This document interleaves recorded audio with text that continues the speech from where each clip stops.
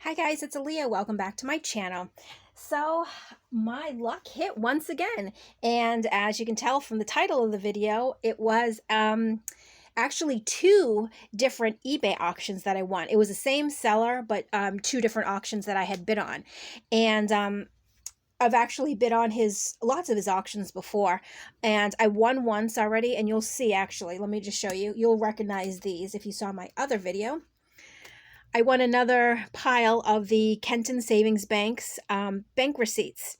And I'm now really excited because before, how I didn't want to kind of use them because, I mean, they're from 1882.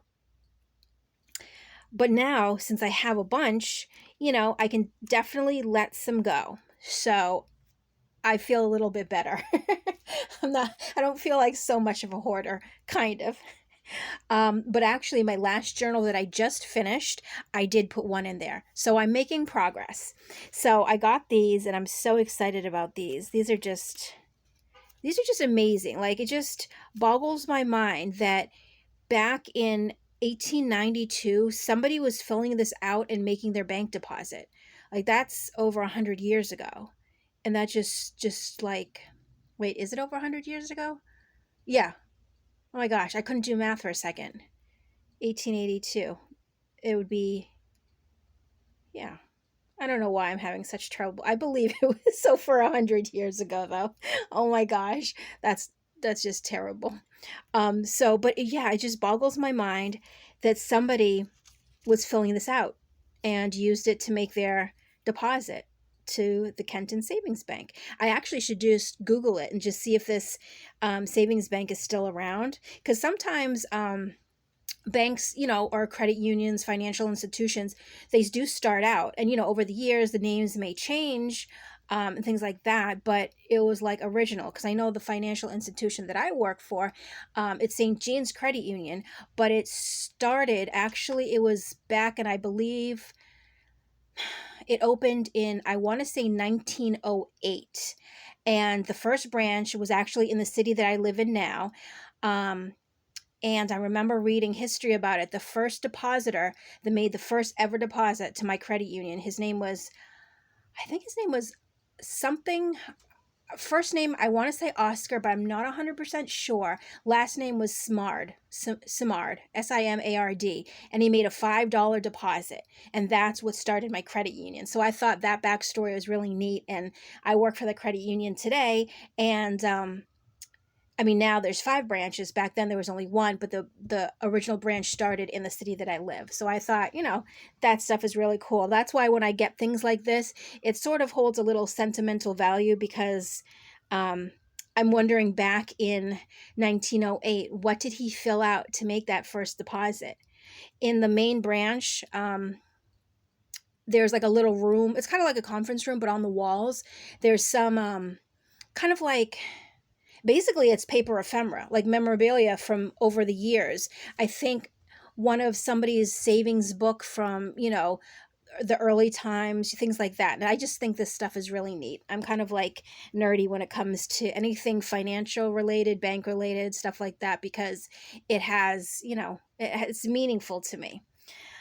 So yeah, so that's just neat. So I'm so glad, and I got a stack of them again, so I'm really excited about that. And then the other one that I'm so super excited about, oops, let me get them all together. It was a lot, like, how they sell them as lots, not a lot, just a lot of letters from World War II. And these letters were from a wife to the husband who was in the Navy. So it wasn't the Navy writing, or the gentleman in the Navy writing home to his family. It was the wife writing to him.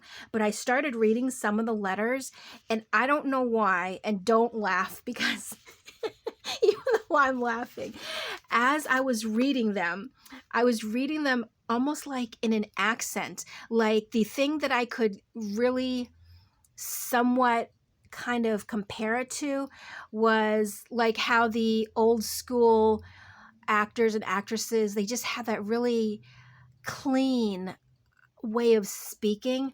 There was this one part, and I don't know if it was this one. Oh yeah, I was reading this and it says, I miss you so much, I can't hardly stand it. But like, I could just picture somebody from, this was written March 3rd, 1945. But, a woman maybe writing in her kitchen with her hair in her rollers, or maybe she still hasn't gone to bed yet. So maybe, she's still in her, I don't know, her dress and her apron, and she's shaking her head as she's writing. She just hardly can't stand that he's away because she misses him so much. And she starts off every letter with darling. And it's from, her name was Lucille. Yours always, Lucille. And it's also, I was looking at some of this too. And so they must have 2 kids, Bob the second and Lynn. But it's funny because now, and maybe I'm thinking about it incorrectly, but I know now, like, there's juniors and seniors. So if you're named after your father, you'd be the junior, or the third. So Bob was actually, he's a junior, but they call him Bob the second. So I don't know if that was something that they did back in the 40s. I have to ask my mom. Well, she was born in 1940, so she was only 5, but I think it's the same kind of, I'm sure she would know, because I'm sure there must be people in her family. Were they juniors or were they the seconds? So that was kind of interesting. But yeah, I read some of them. I think I read this one, and I started reading another one, and it's very interesting. Some of the handwriting from her is a little bit difficult to read. I mean, it's very nice handwriting. But just some words I wasn't able to really decipher. But I also love that it's written on, this must be some sort of like airmail paper, because it's real thin and it feels really neat. Well, actually, this one is different. The long ones actually are different. The shorter ones, it's still thin, but it's a little bit different. And I like how, so instead of writing on the back, they would write on the second, like another page, but then they would put it back to back. And that's because, I'm sure, because see, it bleeds through. Oh, I don't know if you can see that. You can see through it, so you wouldn't want to write on another paper. But I just like the fact that, let me see if here's a good one.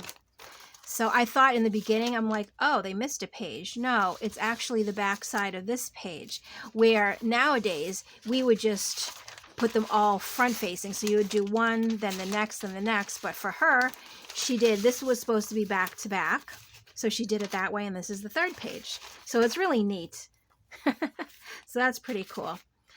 Yeah, so I haven't read all of them. I probably will, just to, I don't know, kind of see what she was up to, what she was doing.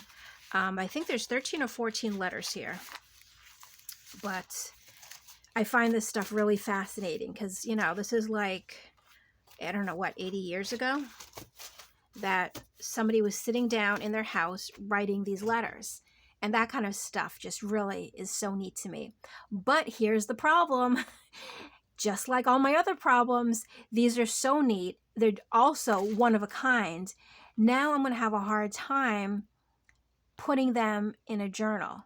And I know technically I could probably make a copy, which, I might do. But also at the same time, it's not the original, and the original is what makes it neat.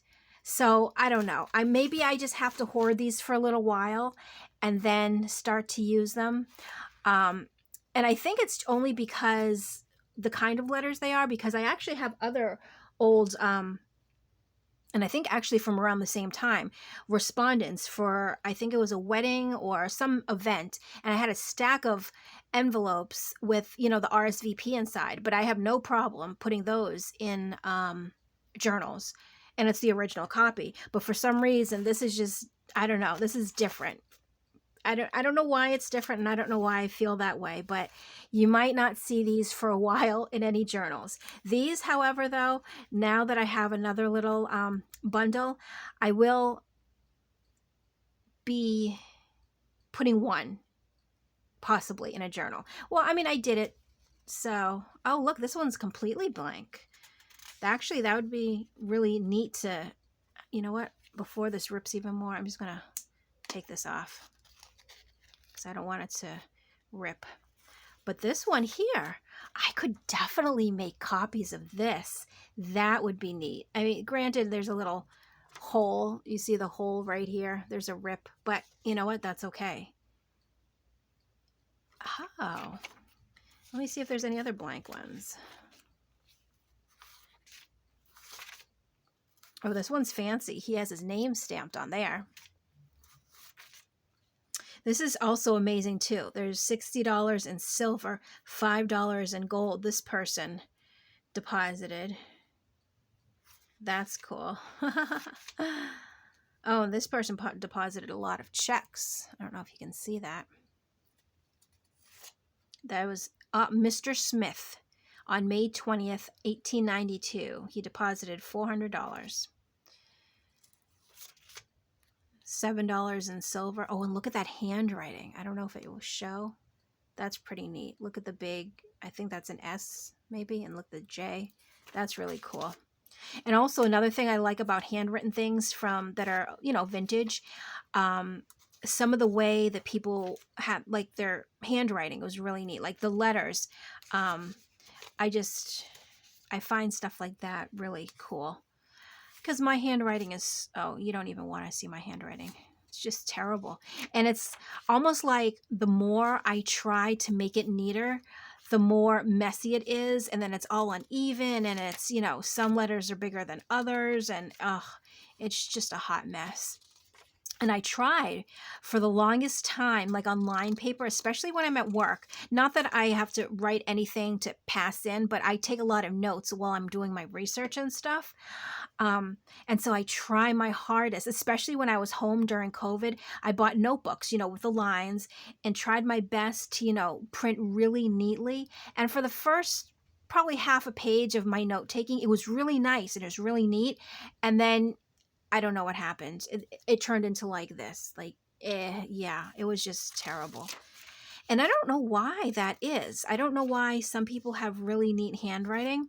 Like my mom, for example, she could write the same word 300 times in a row and it's almost going to look like a stamp. Her signature looks like a stamp. Like, I don't know how it is that she is, like her handwriting is just so neat. Maybe she's secretly a robot and I just never knew. No, I'm just joking. But that's how it is. It's like very mechanical. Okay, so this was the only blank one, but that's okay because I'll make copies of that, which is really neat. And then I'll put them in more in journals. So, you know, like once the blank copy is there. That's so cool. It's just amazing. I love it, love it, love it, love it.